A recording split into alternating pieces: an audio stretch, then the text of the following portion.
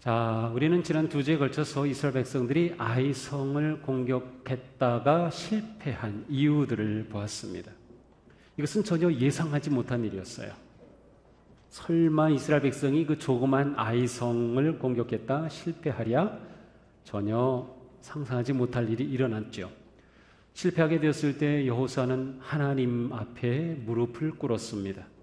그리고 하나님께서는 그들에게 있어서 아주 심각하고 중요한 문제를 딱 집어주셨습니다. 그것은 바로 아간이라고 하는 사람의 탐욕을 통하여 죄가 들어왔고 그 죄로 인하여서 그들이 패한 것임을 보게 하신 거죠.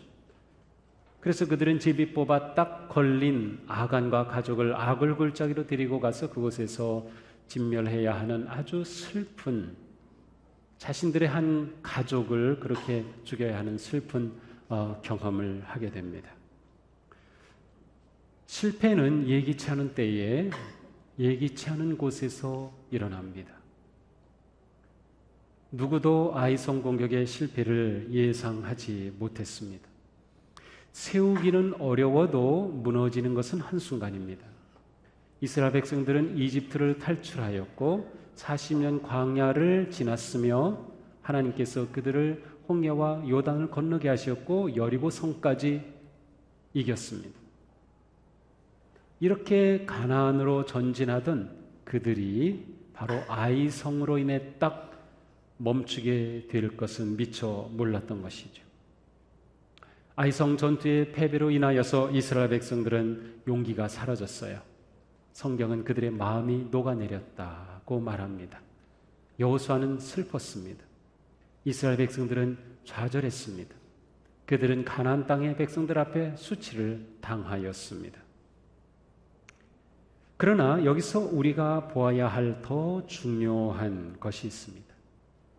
그게 뭘까요? 그것은 바로 여호수아와 이스라엘 백성들을 향한 하나님의 마음은 변함이 없으시다는 겁니다. 그들이 실패했고 그들이 무너졌고 그들이 죄를 지었지만 그렇다고 해서 그들을 향한 하나님의 사랑이 작아졌다거나 그들을 향한 하나님의 관심이 없어진 것이 아니에요. 여전히 하나님은 그들을 똑같은 마음으로 사랑하고 계셨고 그들을 향한 하나님의 그 마음은 변함이 없었어요. 그랬기 때문에 그들 가운데 있는 문제가 무엇인지 꼭 집어주셨고 그 문제를 해결한 후에 다시 그들이 나아가도록, 그래서 하나님께서 그들에게 주신 그 언약을 이루어 가도록 그들을 인도하고 계신 하나님을 우리는 보게 됩니다. 이스라엘을 이집트에서 이끌어내신 분도 하나님, 광야길 40년을 그들을 먹이시고 입히신 분도 하나님, 홍해와 요단강을 건너게 하신 분도 하나님, 여리고성을 이기게 하셨던 분도 하나님. 이스라엘 백성들은 결국 하나님의 인도와 사랑으로서만 승리할 수 있는 백성이었어요. 만약 하나님께서 그들이 이렇게 아간의 죄로 인하여 실패한 것을 보시고 이제는 틀렸다, 내가 너희들을 이제 포기한다 라고 하셨으면 정말로 끝장이에요. 아무리 실패하고 아무리 죄에 빠졌어도 하나님의 사랑은 변함이 없으셨고 그 사랑을 의지하는 사람, 그 사랑을 의지하는 백성은 하나님께서 다시 일으켜 주셔요. 이것이 매우 매우 중요합니다. 승리의 주인이신 하나님께서 여호수아에게 말씀하죠. 오늘 1절입니다. 두려워하지 말라, 놀라지 말라, 일어나 아이로 올라가라.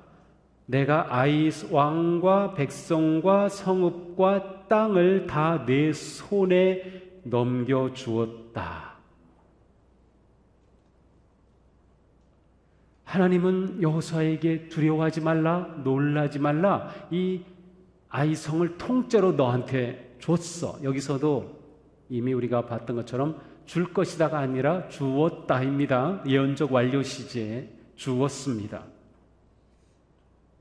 자, 이 말씀, 하나님이 주신 두려워하지 말라 놀라지 마라, 이 말씀은 사실은 여호수아와는 분리할 수 없는, 뗄 수 없는 말씀이에요. 여호수아가 이 말씀을 가슴에 새겼고 이 말씀을 받고서 그는 모세의 뒤를 이은 후계자로 이스라엘 백성들을 인도하기 시작했어요.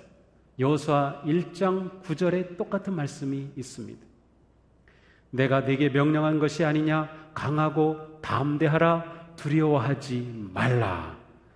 네가 어디로 가든지 네 하나님 여호와가 너와 함께 하느니라. 여호수아는 이 말씀을 받고서 지도자로 세워졌고 이스라엘 백성들을 가나안으로 인도하기 시작했어요. 그런데 하나님께서 그 똑같은 말씀을 들려주시는 것입니다. 왜냐하면 처음 1장 9절에서 이 말씀을 하실 때 내 하나님 여호와 너와 함께 하느니라, 네가 어디로 가든지. 그래요. 지금 여호수아가 실패했어요. 그 실패의 길을 걸었든지, 여호수아가 지금 이렇게 실패하고 나서 마음이 무거워졌어요. 여호수아의 마음이 무거워졌든지 내가 너와 함께 하느니라 하고 약속하신 그 말씀을 하나님께서는 그대로 보여주셔요. 너 실패했다고? 아니야, 그때도 나는 너와 함께 하고 있단다. 내가 아이성 점령에 실패했다고 그렇게 낙담하고 있어? 지금도 내가 너와 함께 하고 있지. 약속하신 대로 다시 하나님께서는 동일한 말씀을 주셔서 여호수아를 일으켜 주시고 용기를 주시고 다시금 나아가도록 해 주십니다. 우리가 하나님을 어떤 분으로 믿느냐는 매우 중요합니다. 우리 하나님은 신실하신 하나님이셔요. 신실하시다는 건 변함이 없으셔요. 무엇이 변함이 없으셔요? 우리를 향한 사랑이 변함이 없어요. 우리가 이것을 확실하게 믿어, 이것을 모른다면 하나님을 모르는 겁니다. 내가 정말 하나님을 아는가라고 할 때 여기서 중요한 것 하나는 하나님은 나를 변함없이 사랑하고 계시는 분이다 라고 하는 거예요. 내 인생에 일어나는 어떠한 일도, 어떠한 실패도, 어떠한 좌절도, 어떠한 부끄러움도, 어떠한 죄악도 하나님의 신실하신 사랑을 무효화시킬 수 없어요. 그렇게 하나님의 사랑은 견고하고 변함이 없으시다. 우리가 그것을 알아야 돼요. 이스라엘 백성들은 아이성에 실패했지만 하나님은 우리가 이렇게 실패했다고, 우리가 죄를 졌다고 우리를 버리시지 않는구나. 그들은 뼈저리게 그 하나님의 사랑을 깊이 경험하고 느끼게 되는 것이죠. 우리를 향한 하나님의 은총은, 하나님의 사랑과 언약은 변하지 않는다. 그럴 뿐만 아니라 하나님은 우리의 실패와 좌절과 낭망을 통해서 오히려 새로운 일을 하실 수 있는 분이라는 점이에요. 이것은 우리에게 매우 중요합니다. 때때로는 실수합니다. 실패합니다. 죄에 다시 무너지기도 합니다. 그럼에도 불구하고 하나님은 그것을 통하여 우리를 훈련하십니다. 우리를 키우시고 우리를 자라게 하십니다. 물론 우리가 아무렇게나 살아도 되는구나, 그렇진 않아요. 우리가 잘못을 범하면 그 대가는 치르게 되어 있어요. 그러나 우리의 그 무엇도 하나님의 사랑을 막을 수 없으며 그 어떤 일이라도 하나님 앞에 우리는 다시 설 수 있다는 것. 하나님에 대해 잘못된 믿음을 가진 분들이 있어요. 그릇된 두려움에 사로잡히는 분들이죠. 조금만 나쁜 일이 생기면 아이고 내가 무슨 죄를 졌지? 막 두려움이 생기고 하나님이 나를 심판하신다고 자꾸 느껴요. 그것은 옳은 신앙이 아니에요. 하나님에 대해 뒤틀린 신앙입니다. 물론 하나님은 우리의 잘못에 대해서 심판도 하시고 징계도 하시고 우리를 책망하셔요. 그렇지만 우리가 그 하나님을 두려운 분으로, 무서운 분으로 생각하는 것은 잘못이에요. 하나님은 근본적으로 사랑이시기 때문에 우리에게는 사랑의 아버지시거든. 우리가 잘못하는 것마다 다 벌 주신다고요? 아니 그러면 우리가 여기 살아있을 수 있겠어요? 아니 제가 저를 봐도 그래요. 제가 잘못할 때마다 못된 생각할 때마다 막 하나님께서 저를 벌 주시고 잘못되게 하신다면 제가 어떻게 살아갈 수 있겠어요? 사실 우리는 무슨 어려움이 생기면 내가 무슨 죄를 지었나 생각하지만 내가 죄를 지은 대로 하나님이 판단하시고 심판하신다면 우리는 정말 못 살 거려. 우리가 존재하는 것 자체가 이미 하나님의 무한한 사랑 안에 있는 거예요. 이게 매우 중요합니다. 여호수아에게 용기를 주시고 격려하시고 새 힘을 주신 하나님은 이제 아이성을 공격해서 승리하기 위한 새로운 전략을 주십니다. 너는 여리고와 그 왕에게 행한 것 같이 아이와 그 왕에게 행하되 오직 거기서 탈취할 물건과 가죽은 스스로 가지라. 아이성 뒤에 복병을 두어라. 자, 아이성 공격은 무슨 전략이었죠? 빙빙 돌기 전략이었어요. 자, 그런데 죄송합니다. 여리고성은 빙빙 돌기 전략이었어요. 근데 아이성 공격은 무슨 전략이에요? 복병 전략이에요. 복병을 두어라. 그렇습니다. 하나님은 한 가지 방법만을 사용하지 않으셔요. 때와 상황에 따라서 다양한 방법을 사용하시죠. 하나님은 창조주 하나님이시거든요. 끝없는 지혜와 모사로 온 우주를 운행하시며 인류의 역사와 우리의 삶을 주관하시는 하나님이셔요. 그 하나님은 아주 놀랍고 다양하시다. 그런데 우리는 종종 하나님을 우리의 생각과 기대와 방법과 우리 기도 안에 가두어 놓습니다. 하나님을 우리의 작은 생각 안으로 축소시켜 놓는 경우가 너무나도 많아요. 내가 이해할 수 있는 그 안으로 하나님을 가두려고 하죠. 내가 경험할 수 있는 그 안에 하나님을 가두려고 하죠. 기도하면서도 아예 기도의 응답의 방법도 우리가 정해줄 때가 많죠. 하나님 이렇게 해주셔야 됩니다. 아이고 왜 그렇게 작은 기도를 해요? 그게 최선이라고 생각해요? 아닐 거려. 하나님의 방법은 더 지혜로운 거려. 하나님의 방법은 더 놀라운 거려. 우리의 지혜가 하나님의 어리석음보다 더 못해요. 하나님의 약함은 우리의 강함보다도 더 강해요.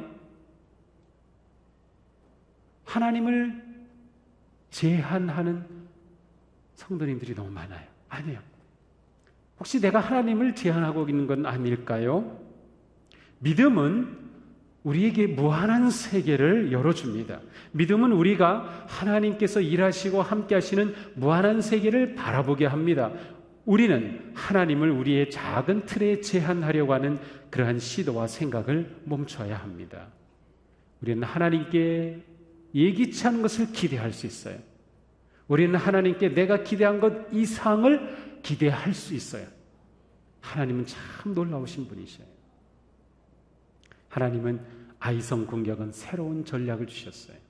자, 하나님이 주신 복병 전략은 어떤 방법이었나요? 일단 이스라엘 군대를 셋으로 나눕니다. 전쟁하기 전날 밤에 첫 번째 복병 3만 명을 아이성 서쪽에 매복시킵니다. 자, 전쟁하는 날 아침 여호수아가 공격조를 이끌고 아이성 북쪽으로 갑니다. 이 북쪽이 아이성을 마주온다고 하는 표현으로 봐서 아마 이 성문이 북쪽에 있었은 게 분명해요. 자, 여호수아가 군사를 이끌고 북쪽에 또 다른 5,000명의 복병을 베델 사이에 둡니다. 베델과 아이성 사이에 두어서 베델의 지원군을 미리 차단하는 것이죠.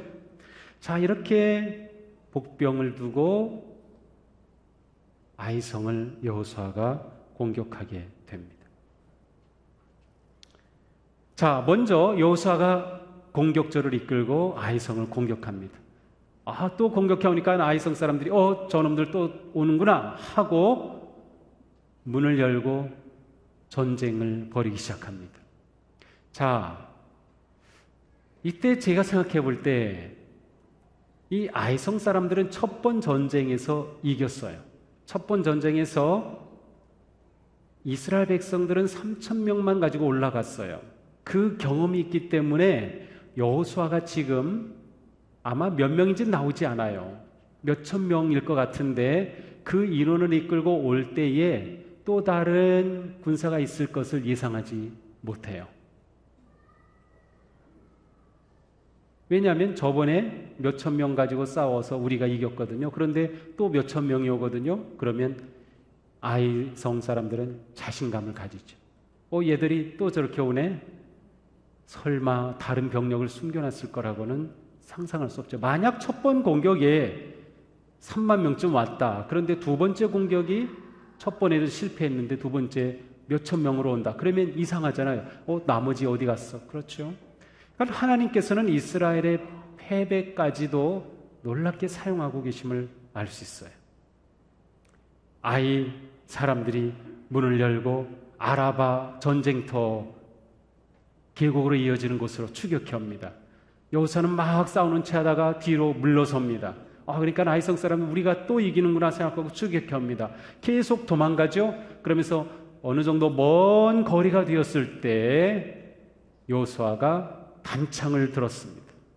그러자 매복해 있던 매복조가 일어나서 열린 성 안으로 들어가고 도망가던 여호수아의 군대는 돌이켜서 아이 군인들과 맞서기 시작합니다. 아이성 사람들은 동시에 샌드위치가 됐어요. 성은 열렸고 이미 불타고 있고 성과 여호수아 군대 사이에 샌드위치 된 아이성 군인들과 백성들은 단 한 사람도 살아남지 못했습니다. 1만 2천 명의 모든 사람들이 진멸당하고 말았어요. 아이성의 왕은 생포되어 나무에 매달렸고 그의 죽음은 돌무더기가 되고 말았습니다. 이로써 아이성 전투는 이스라엘의 대승리로 마무리되었습니다. 자, 아이성 전투는 실패 후에 얻게 된 값진 승리였습니다. 자, 그런데 이번에는 여리고 성과 아주 다른 점이 있어요. 27절에 보니까 오직 가축과 성의 전리품은 주님께서 여호수아에게 명령하신 말씀대로 이스라엘이 차지하였다. 아이성 전투에서 이긴 그 전리품, 여기서는 노략한 것이라고 되어 있는데 이 노략한 전리품은 이스라엘의 차지가 되었습니다. 얼마나 안타깝습니까? 무엇이? 아간이 말이죠. 그때 참았더라면 아간도 아이성 전투의 전리품을 누릴 수 있었을 거예요. 그러나 이 전리품을 얻지 못하죠. 아간은 너무 성급했어요. 아간은 너무 탐심에 무너지고 말았어요. 기다리지 못했죠. 자, 이처럼 하나님의 명령에 순종할 때 하나님께서는 그들에게 전리품을 나누는 큰 기쁨을 주셨어요. 예수님의 이 말씀이 떠오릅니다. 너희는 먼저 하나님의 나라와 그의 의를 구하여라. 그리하면 이 모든 것을 너희에게 더하여 주실 것이다. 그들이 먼저 하나님의 뜻에 순종하고 하나님의 방법에 따르고 하나님의 말씀에 순종할 때 하나님께서는 그들에게 예상치 않았던 놀라운 선물까지 주셨어요. 이것이 믿음의 삶의 아주 중요한 패턴입니다. 하나님의 뜻, 하나님의 나라를 구하면 우선순위가 바로 잡히면 하나님께서 우리의 삶을 공급해 주신다. 그러니까 우리의 삶이 탐욕을 따라가면 아간과 같이 되지만 하나님을 우선순위에 두면 전리품을 나누는 기쁨이 있다라고 하는 것이죠.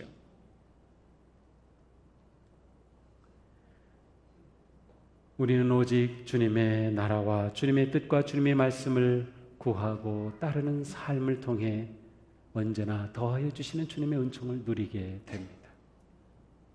그렇습니다. 실패가 끝이 아니었습니다. 이스라엘 백성들은 실패하고 마음이 녹아내렸지만 그것이 끝이 아니었어요. 그들은 다시금 일어나 승리할 수 있었습니다. 실패와 위기 뒤에는 반드시 새로운 기회가 찾아오기 마련입니다. 이것이 하나님께서 우리를 통해서 일하시는 모습입니다. 하나님은 우리의 실패를 통해서도 새로운 세계를 여실 수 있어요. 우리는 실패해도 하나님은 그것을 승리의 영광으로 바꾸실 수 있으셔요. 하나님은 우리를 위한 선하고 온전한 계획을 가지고 계십니다. 그러나 우리는 때때로 우리의 죄로 인하여, 우리의 교만으로 인하여, 탐심으로 인하여, 내 이기심으로 인하여서 그것을 놓을 때가 있죠. 그리고 실패하죠. 그럼에도 불구하고 하나님은 우리를 여전히 잡고 계시다. 우리가 망가뜨린 것을 가지고도 하나님은 얼마든지 좋은 열매를 만드실 수 있는 분이시다. 우리는 하나님의 계획을 어그러뜨려도 우리는 우리의 실수에도 불구하고 하나님께서는 우리에게 더 좋은 결과를 맺을 수 있다. 우리가 실패라고 기록하는 곳에 하나님은 승리라고 말씀하십니다. 다윗은 그의 충신이었던 우리아의 아내 밧세바를 범하고 또한 우리아까지 죽이는 극한 죄를 저지르고 말았습니다. 그러나 그는 그 죄를 저지른 후에 하나님 앞에 자신의 죄를 고백하고 회개하면서 하나님께서 그를 회복시켜 주실 때 그 밧세바를 통하여 솔로몬이라고 하는 아들을 주셨습니다. 사울이 그리스도인들을 잡아 죽이는 것이 하나님의 뜻은 아니었습니다. 그러나 그가 그러할 때 스데반을 만나게 하셨고 그를 변화시키셔서 하나님을 위한 진정한 이방인의 사도로 세우셨습니다.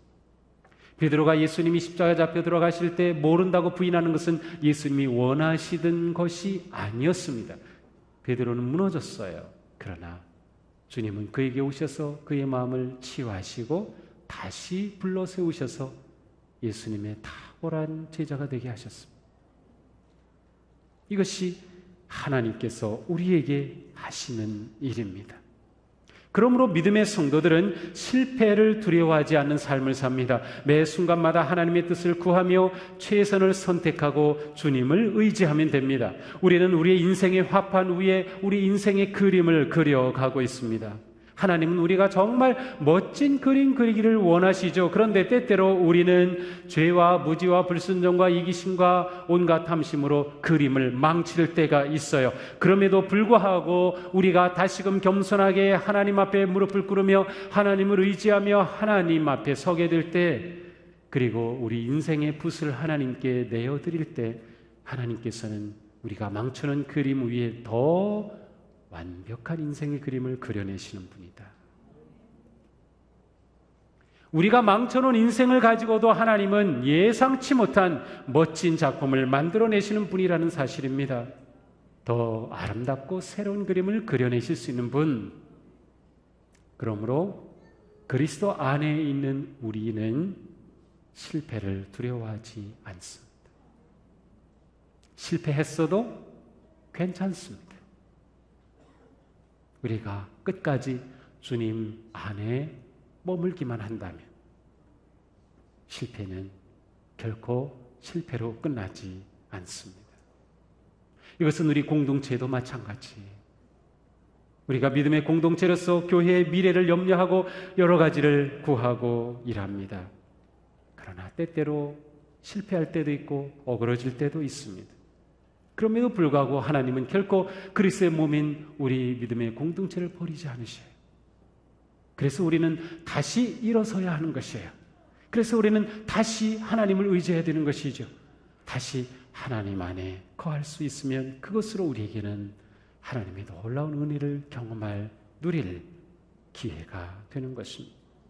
그러므로 성도 여러분, 인생의 두려움, 좌절감, 상처와 아픔과 실패를 붙잡고 힘들어 만나기보다 우리는 그 모든 것을 가지고 하나님께로 나아가기 바랍니다.